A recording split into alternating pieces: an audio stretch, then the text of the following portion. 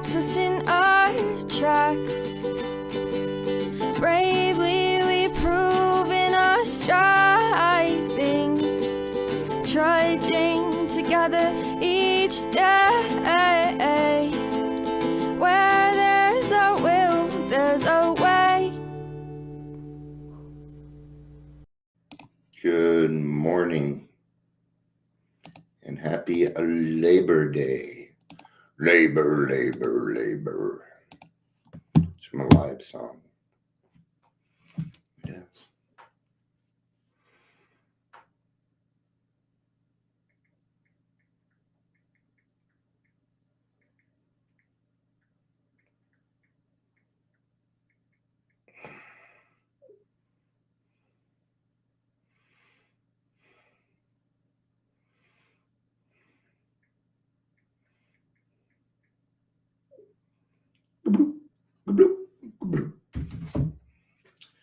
The sounds our phones make.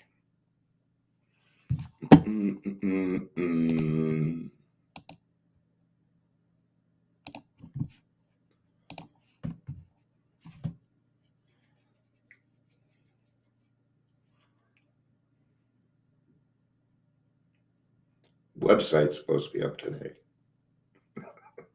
It's supposed to be up Friday. But we made a decision not to. I would rather these guys take their time and it come out a little bit later so that we can have full product.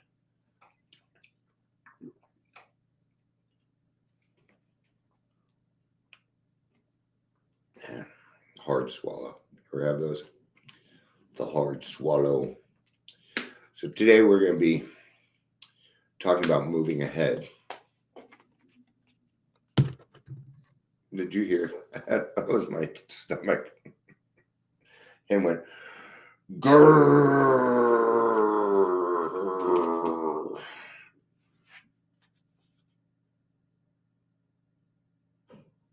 So what I'm going to do, I'm reading out of As Bill Sees It on page 105. Hi, Ingrid. Good to see you. And I'm also going to be reading out of the big book on page 96. So those are the two places we're going to be reading today. Let's do some introductions. Welcome to the Daily Trudge, formerly known as the Daily Reflections. That was its original name. The original name of Trudging Together was actually Closed Mouth Friend. Do you know that? Now you do. If you're here, please say hello, whether watching the live or the rewatch. This is all going to change. I'm very excited. I am. You'll still be able to catch me on Facebook doing the lives, but now we can use the website. We'll be able to use the website. Hopefully starting tomorrow. So what will happen is, don't worry, Ingrid, you'll still get a text. Everybody's going to get a text. If you subscribe to the website, what's going to happen is a text will go out saying we are currently live, or you'll get updates on if there's a new podcast, all those things. We're going to start not relying on social media so much, especially Facebook. So we're making that move. It should not affect any of you. I'm trying to make it so that you have your usual stuff too. See, it's hard to do this because you got a lot of people to think of. All right, let's start on move ahead here. I'm going to start in here because, see, there's just two. Why? So our chief responsibility to the newcomer is an adequate presentation of the program. If he does nothing or argues, we do nothing but maintain our own sobriety. If he starts to move ahead even a little with an open mind, we then break our necks to help in every way that we can. And we've got to be careful on that. Okay? We got to be very, very careful on how much we give. I've learned this lesson, and most of us will learn the lesson the hard way. I don't know about you, but when I got sober, especially when I hit that 12th step, I found out that I had some severe codependency issues and that I had to be careful. I thought I had worked on those. See, there was a saying I learned when I was 20 years old when I became a drug and alcohol counselor. And that saying was never work harder than the client. Never work harder than the client. Never work harder than your sponsee on their program. Your program, work as hard as you want to. Okay? We got to be careful because they'll start demanding things. They'll clamor for this or that. Okay? So we're going to go to the big book now, page 96.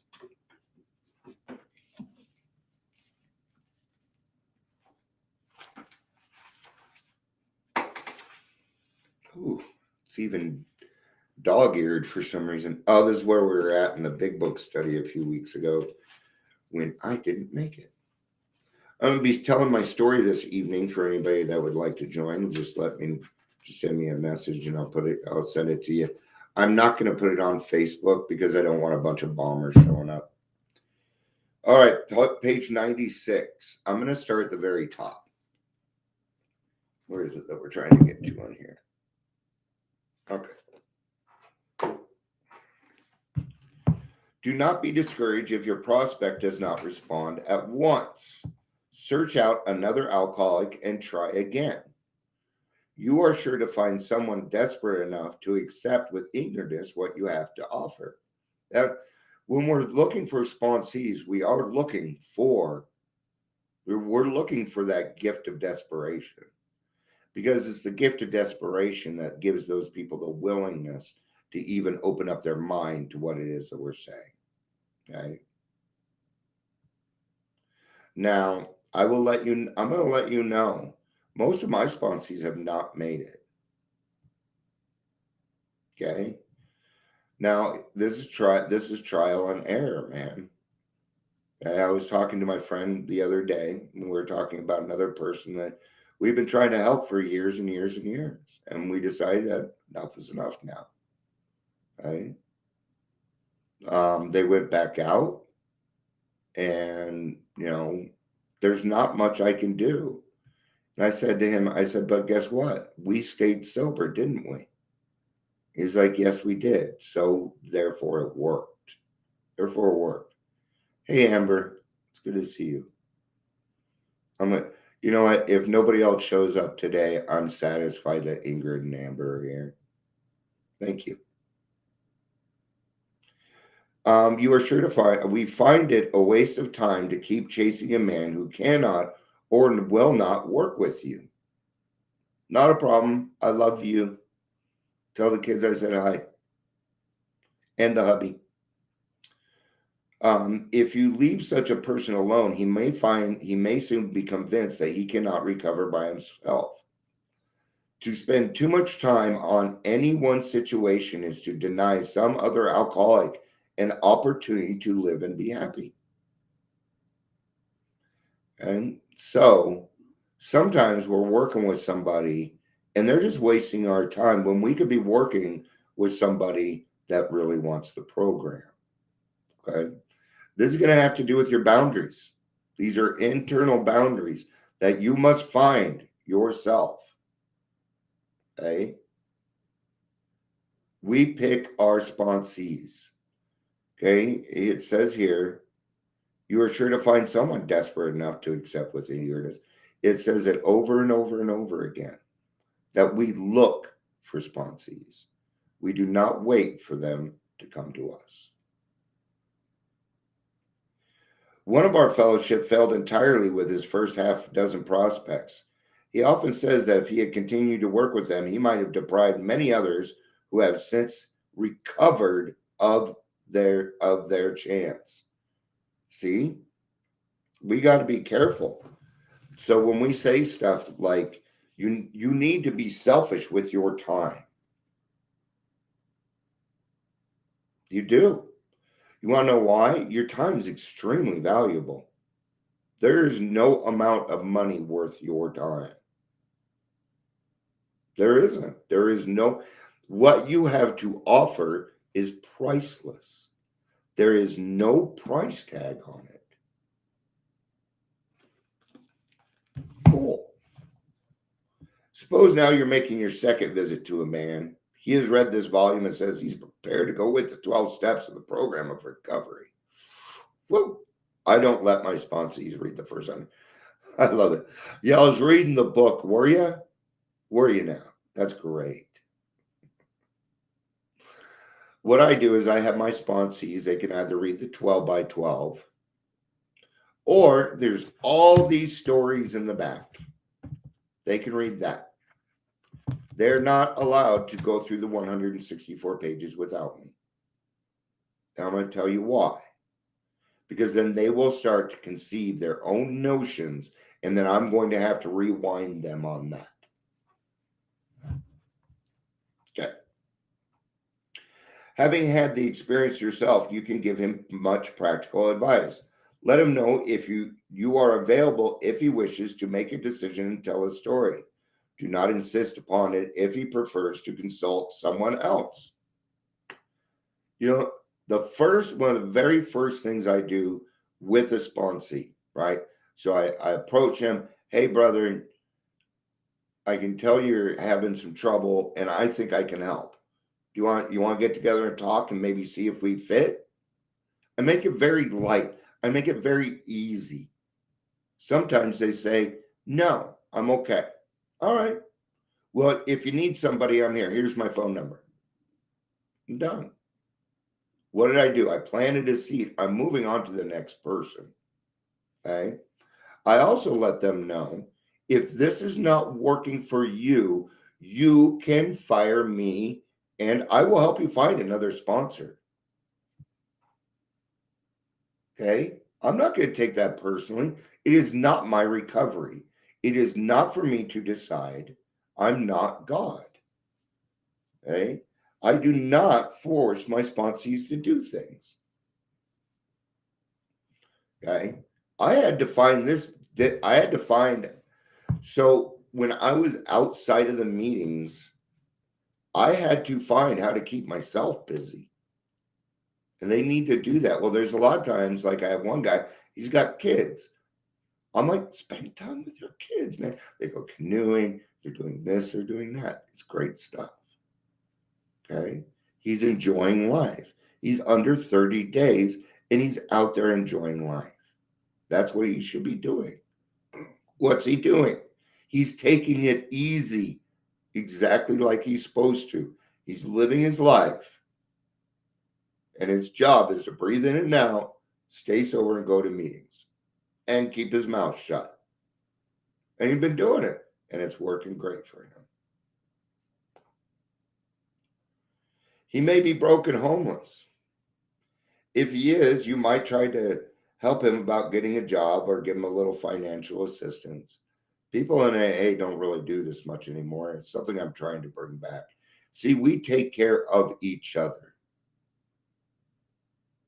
There was one time I was looking for a job and I ended up getting into the electrical field because of somebody else in the program. I made some good money. I learned they were trying to teach me a trade. Okay. This is what we do. Sometimes we help each other out financially. People have lent me money that are in AA and I've paid it back. Okay. But yeah, we were also very good friends by that point. Right. But you should not deprive your family or creditors of the money they should have. Okay. You can help people, but not in spite of yourself. That's working harder than the client. There's a lot of times I want to open up my house to help somebody else out, but it isn't always the best idea. Some of us have children. Right? I have a grandchild in my house now. Okay. Now, does that mean I'm going to leave them sitting out on the streets? No, I'm going to do what I can to help. But if there's no action coming from the other side, there's not much I can do. Okay, I found you a shelter you can go to. You can stay there for a week. Here's some bus money. The rest is up to you. Perhaps you will want to take the man into your home for a few days, but be sure to use discretion. Be certain he will be welcomed by your family. Remember, your family lives there. And they have a say-so. They do have a say-so. Okay? And that he is not trying to impose upon you for money, connections, or shelter. Permit that and you only harm him. You will be making it possible for him to be insincere. You may be aiding in his destruction rather than his recovery. Okay? We have to remember that, we work with a newcomer, we love them, we tout on them, okay, but we cannot do it for them. If you do that, they're already lying.